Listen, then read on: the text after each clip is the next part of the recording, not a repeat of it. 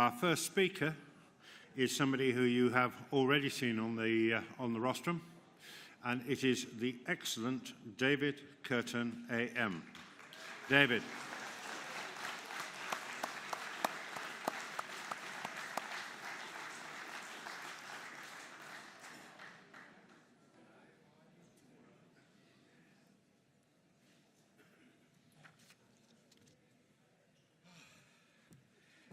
Hello, good morning again. I'm back. So now, after the break, I'm going to talk about education. And I'm going to start by talking about universities. Now, I need to do something here that often happens in university debates before they start. I'm going to give you a trigger warning. And if you are easily offended by things that 99% of the population think are normal or funny, you need to leave the room and go to a safe space. And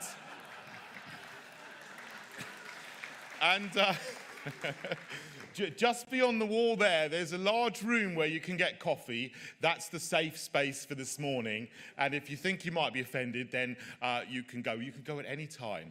All right. Now, it was actually about 28 years ago to the day that I left home as an 18-year-old and went to university in St Andrews to study chemistry up in Scotland. And before you start your course, most students who are going to university do something called Freshers' Week. Freshers' Week is a fantastic time for a new student when you're 18. The idea is you find out what clubs are there, you join sports societies, you find out how the town is laid out, all the things you need to know to orientate you to your new life away from home where you're going to be for 3 or 4 years. Now, over the last few years, there's a new element which is starting to creep into Freshers' Week, which is not yet compulsory, but probably will be soon, which is called diversity and inclusion training. And one of the most important things you learn is that you must avoid microaggressions. Now, microaggressions are things which are totally normal, but might annoy you slightly. But in the new era of snowflakes, microaggressions are the worst possible thing that can happen to anybody. Because they might make you feel a little bit uncomfortable. And some of the things which they advise you not to do as a student are these. Eating foreign food, if you're not foreign. Because that's apparently cultural appropriation, and it might offend the people from the said countries whose food you're eating. Dressing up as a Red Indian. Again, that's cultural appropriation. It might offend people. Not smiling at somebody, which under the CPS's new laws and new regulations could be considered a hate crime if someone reports you if they feel offended. Telling a foreign person that they speak good English because you're identifying someone as foreign. Not sure about that one. Mansplaining. This is when, if you're a male and you explain something to a female because you want to be helpful, apparently that's sexist and misogynistic. Misgendering somebody. Now, at debates, I used to go to debates as a student, and when I would go, I would just introduce myself. I'd say, hello, my name's David. Well, if you go to debates now in some universities, you have to not just say your name, but you have to tell everyone what pronoun you want them to refer you by. So I would say, hello, my name is David, and my pronoun is he, because I'm a male. And someone might come up next and say, my name is Sally and my pronoun is she, because she's a female. And then the next person might come up and say, well, hello, my name is Unicorn and my pronoun is hin. because they identify as something who is not a male or a female.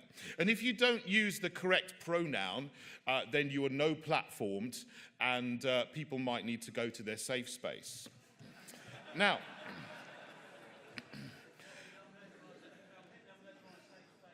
okay, bye-bye, Henry. So, yes. Now, of course, this kind of thing is utter nonsense, and some of these courses might just as well be called How to Be a Narcissistic Snowflake, because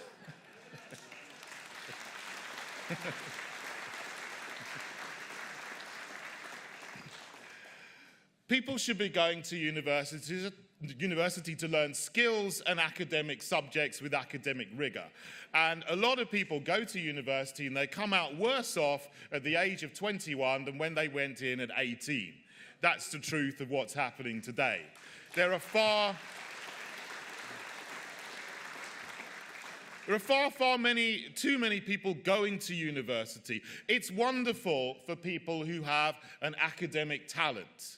When I went to university 30 years ago or so, maybe 20 to 25% of people went, and they did courses which largely were very useful. I did chemistry, people did engineering, people studied medicine, accountancy, law. Those kind of things, of course, are very, very valuable.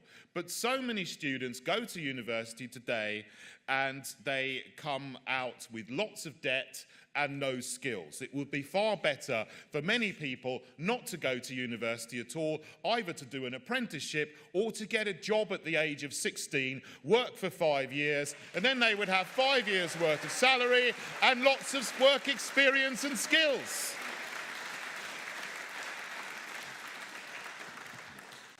But none of the legacy political parties from the 18th and 19th century seem to have caught up with what's going on in the 21st century. There we go. Now, one of the biggest lies about universities concerns Brexit. And people often say, who are Remoaners, that Brexit is going to hurt universities so badly. They're going to lose lots of money and they'll have to close because they won't attract EU students anymore. Well, this actually is a complete load of bunkum. If you think about universities, there's far too many people going anyway from this country, as I said. But the number of students is about 2.4 million in our universities. There are, of course, parts of our university system which are still fantastic and do provide those wonderful high-level courses which we are world-renowned for providing, and we have been for 1,000 years. So people from abroad do want to come to university.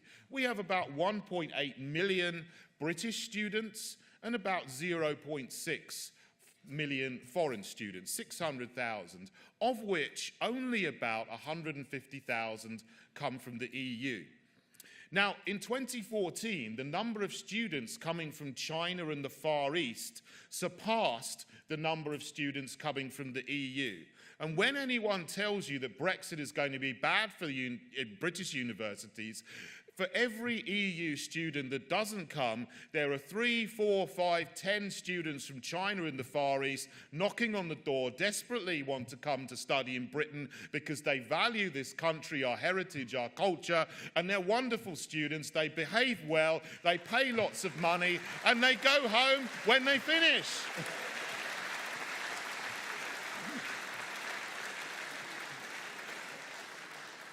So it's important to bust these myths that Remoaners keep on telling us about why Brexit is bad. It's actually going to be very, very good because they love to talk about diversity. It will actually increase a good diversity of having students from all over the world who value what we do and will be able to take something back to their home countries with them when they leave.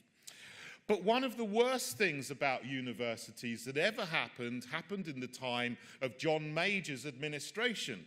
And he decided with his government to turn all of the polytechnics into universities, which is one of the reasons why we have a dearth of technical skills in our country today. What I say is bring back the polytechnics.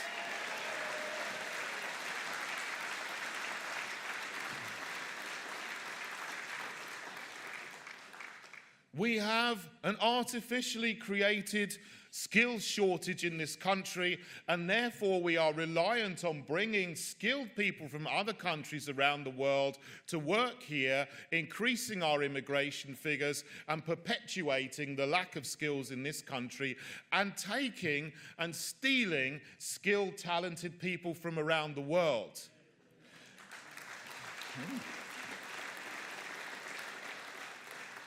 And some of the countries which are developing are just getting on their feet and developing their education systems, but they can't develop at the pace that they should be going because of this issue. Sierra Leone, for example, a Commonwealth country, from that country, 98% of graduates leave the country when they finished and come to work either in the UK or the USA. What we should be saying, harsh though it may sound, is no, you can't come, stay in Sierra Leone, build up your country there, contribute to the skills and talents and build up businesses there, and then your country will thrive. We should stop stealing the best and brightest from around the world, and we should train our own British young people to thrive in this country.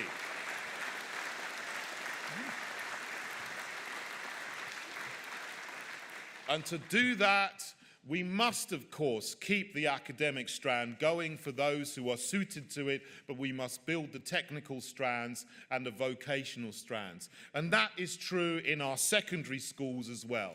And our policies are the best. We have been saying all along we should have grammar schools, technical schools, vocational schools, specialist schools for those who are talented in sports and arts and music, so that children can thrive and get the skills that they need at the earliest age possible.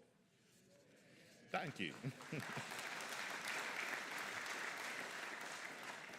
We need to turn back from pursuing the one-size-fits-all model, which was brought in by the Labour government and Shirley Williams in 1965. But the Labour apparatchiks, of course, who brought that in, love to send their own children to grammar schools and private schools. What's good for the goose is good for the gander. Absolutely. Now, it was wonderful yesterday in the conference. We have a new leader, we have a new brand, and what particularly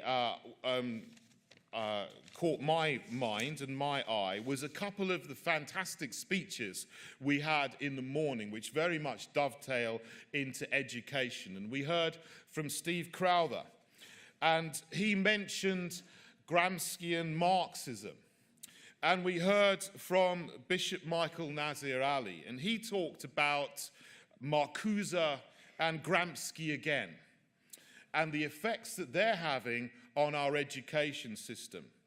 Now, who are these people, and what are they doing to our country, even though they're not from here? These were two of the leaders of what's called the Frankfurt School, which is a notorious institution set up in the 1920s by some of the outcasts from Lenin, or people who are hanging on to Lenin's Russian Revolution, set up a school in Frankfurt and then went to the USA. And their idea and their aim is to break down and dismantle everything which is in society so they can then bring in Marxism and a Marxist utopia. So what we're seeing in this country is not just Ramonas who appear just to be in favour of the EU. This is part of a whole system. They want to dismantle our identity as a nation, hollow out our institutions, and subsume us into the EU. These people get into the teacher training colleges and our schools, and as Steve Crowther said yesterday, they want to teach our children that this country is bad. Well, this country is good.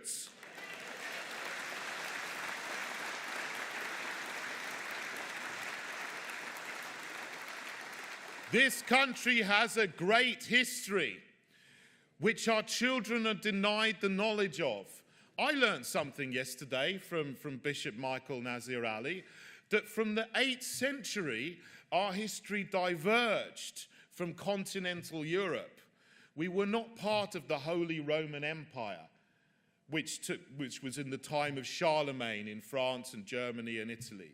We had a separate identity and history, and it's been forming since then and has given us common law, habeas corpus, the Reformation, and the Enlightenment. And we must make our children proud of that and make sure they know our history so they can have an identity in this country.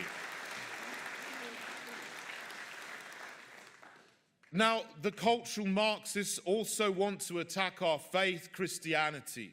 And the great Christian foundations of our nation are being torn down. We've had a cultural revolution in this country which is not violent, has not been violent, but is no less profound than the French Revolution, the Russian Revolution, and the Chinese revolutions. And in the continent, in France, the phrase, the 68ers, is widely understood. The revolution, the Western cultural revolution of 1968 and the 60s, seeks to attack Christianity, it seeks to attack the nation, it also seeks to attack the traditional family and the marriage, and now it's going into attacking the idea of biological sex and gender itself, as we see with the gender confusion going on in our schools at the moment. If you believe in traditional marriage, and it's unbelievable that the Conservative Party broke down the idea of traditional marriage and changed the definition of marriage. If you believe that marriage is between a man and a woman, you often get persecuted, penalized, and punished. Well, that should never happen in a free society with Christian roots.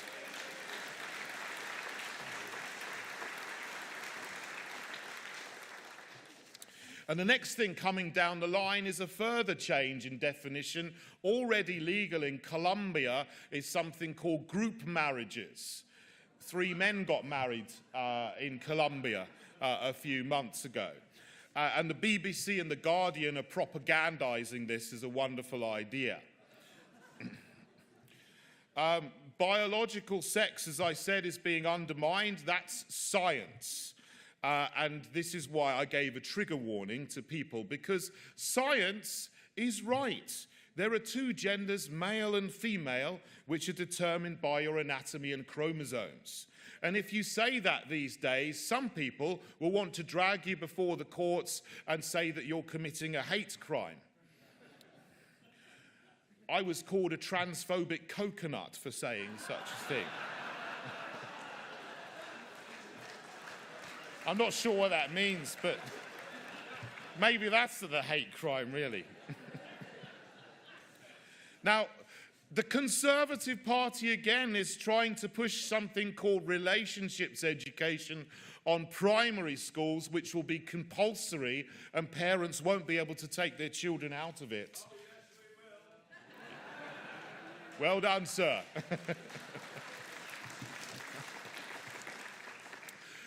Somebody has got to stand up to this, because it's very confusing when you teach children that you're not boys and girls, that you choose your gender out of 69 different things. And it wasn't an idea that was even introduced or made up by a scientist. It was popularized and introduced into culture by a professor called Judith Butler. She wasn't even a psychologist. She's a professor of comparative literature in the University of Berkeley, California, one of the most mad left-wing institutions in the world. And it's being peddled as science. What a load of rot. And the Conservative Party are pushing it. They're not conservative anymore. Tony Blair spoke of the evil forces of conservatism. Well, I've got news for Tony Blair. We are the forces of conservatism, and we will stand up for our children, we will stand up for our nation, we will stand up for our faith, we will stand up for identity, and we will stand up for a pride in our country, our heritage, and our history. We will. Thank you. Thank you. Thank you. God bless you all.